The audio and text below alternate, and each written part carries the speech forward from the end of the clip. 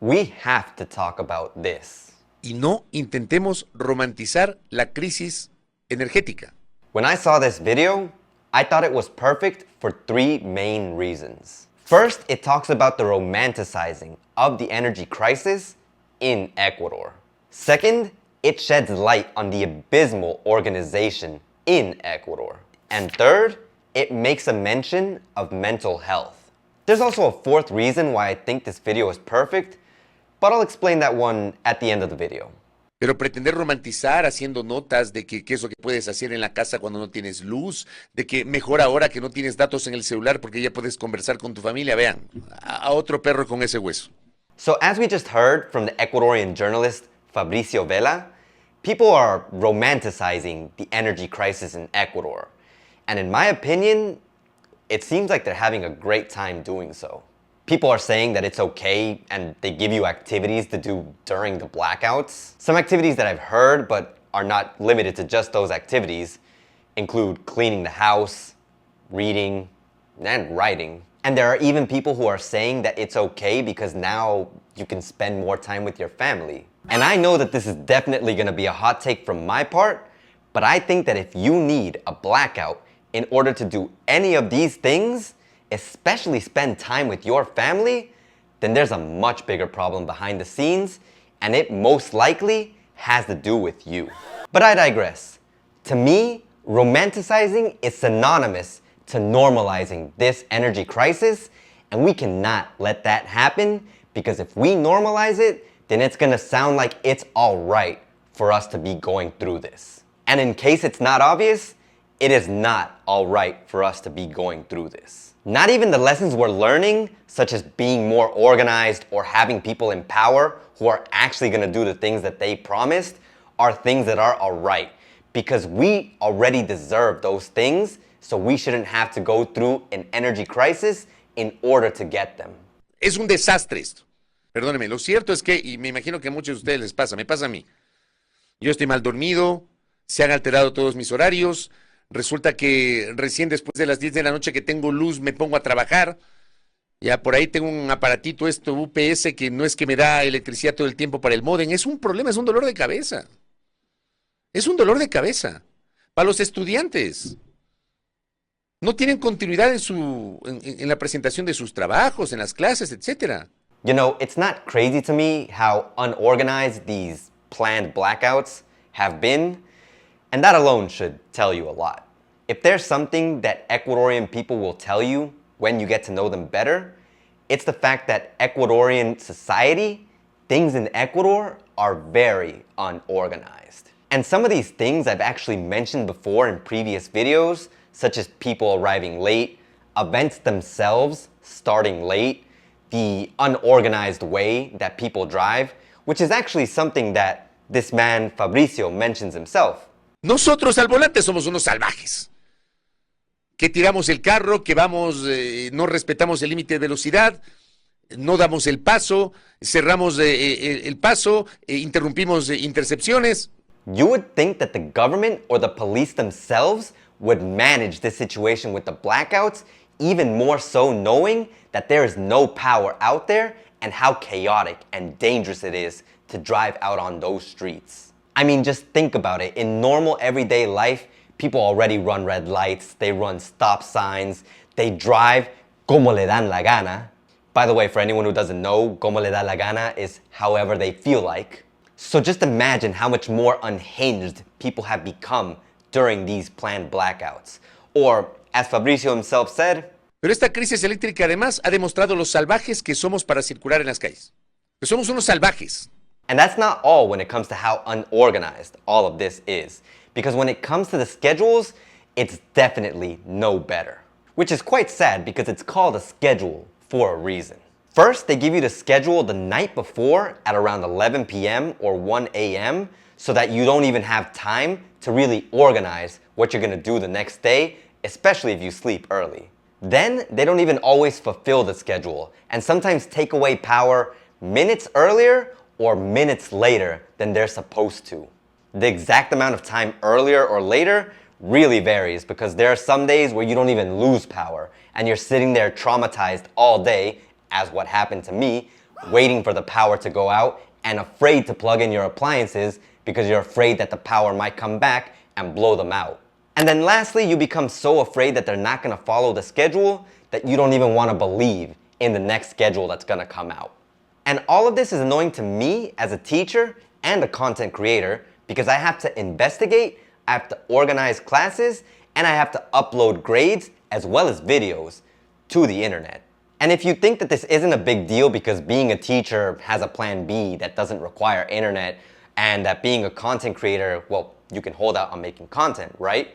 Well, we'll talk about both of these things a little bit more on mental health, but it is a big deal because there are also safety implications that could happen because of the unorganized planned blackouts. And if you're wondering why it could be dangerous, well, for some people, they tend to organize themselves around the planned blackouts. And in one case, there's already been a person who was a CENEL worker, which is the people who work for the power company, who actually died because they were doing maintenance work, taking advantage of the fact that there was no power in order to fix some things with a transformer, and the power came back earlier than it was supposed to, and they lost their life. And if that isn't unorganized in a dangerous way, then I really don't know what is. And as a final thought in regards to organization with these blackouts in Ecuador, there's also the fact that people are starting to lose faith or starting to get really confused with how the government is rationing the power.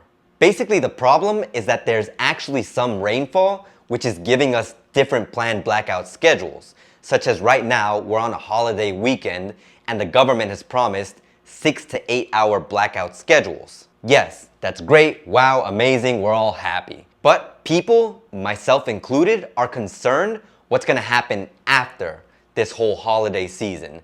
Are we gonna go back to the 14-hour schedules? Are we gonna go to 12-hour schedules? Are we using up the water that we're getting too quickly just because we wanna have some power during the holidays? There are a lot of concerns that people have in regards to this.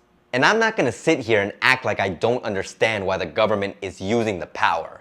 At least for the most part, I understand that the economy has to keep moving. And taking advantage of having this power right now during this touristic season where people need power in order to run their businesses and keep up the whole holiday season, I guess you could call it, it's important.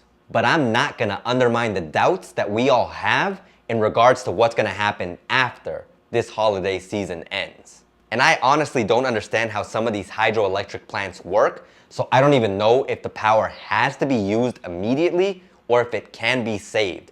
But it is concerning to us when we're not sure if we can save it and we're just irresponsibly using it now to have a little bit of fun on the holidays. Pero todo esto afecta a la salud mental. Poco o nada se habla de la salud mental.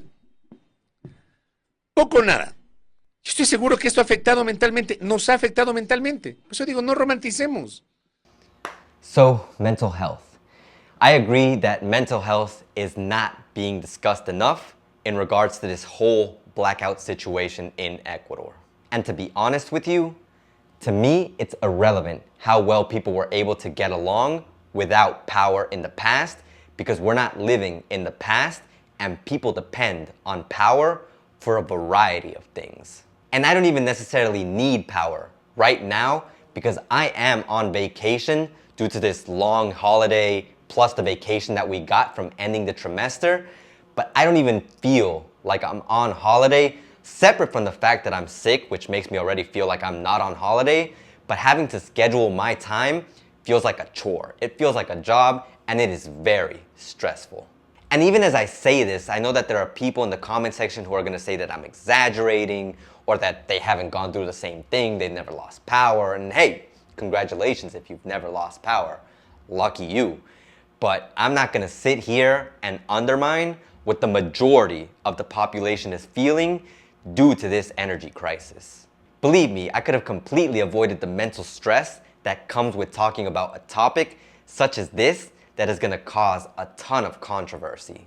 But as someone who talks about visiting Ecuador, traveling to Ecuador, living in Ecuador, there was no way I could avoid talking about this, at least no way I could have done so without feeling that I was being dishonest to the people who truly believe in this channel. Not only that, But if I sit here and ignore the topic and act like it doesn't exist, then I'm no better than the people who contribute to the problem. Because as the expression says, el que no llora, no mama. Which basically means he who does not cry does not get breastfed. Which obviously means that if you don't say anything, then nothing is going to change.